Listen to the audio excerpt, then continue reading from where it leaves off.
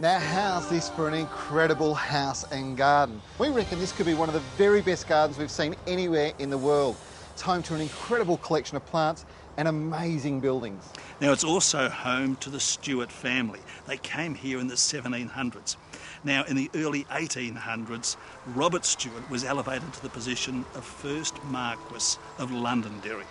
Come with us and have a look at this great garden. The property covers 1,000 acres, with 90 acres devoted to garden, so there's plenty to see.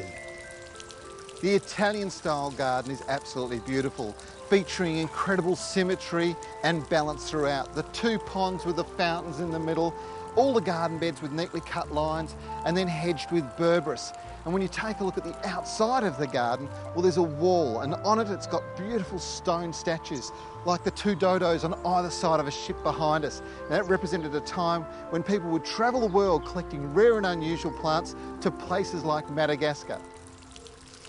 And the first thing you see when you come into this Spanish garden is this beautiful single spout water feature in the middle of this oval pond. Water is such an important feature in a Spanish garden. You also see it in these little rills, which actually mark the axes of the garden. Now, I just love these fabulous columns made from Leyland cypress trees. The other things that say Spain to me are the loggia with its beautiful mosaic tiles, the potted citrus, and this little design beauty.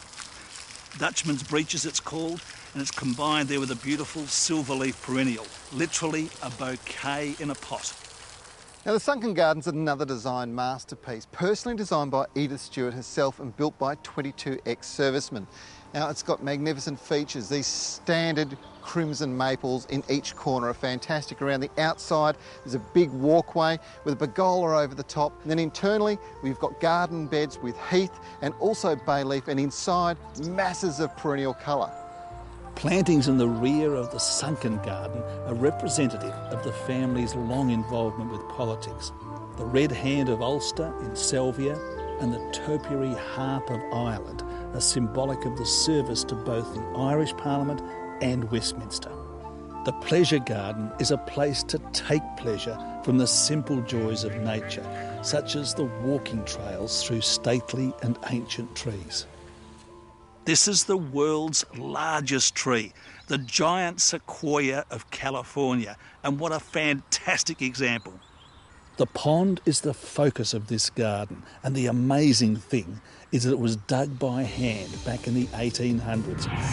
Well, this is certainly a really special feature in what is an amazing garden, isn't it? Absolutely. And look, if you reckon this is terrific, stay tuned next week as we take you up the exquisite Antrim coast in the second instalment of the Gurus Explore Northern Ireland. See you then.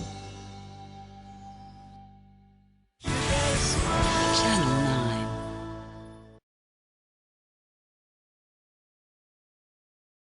Getting to the Oyster Festival in Galway might not be as easy as it seems. Beautiful day. Whereabouts do you live? Down at the end of the lake there. Which way to Galway? We go past the hotel. By the gable of a long, abandoned cottage, crippled tree whose apples grew on a branch in Eden. But if you don't make it, there's always tomorrow.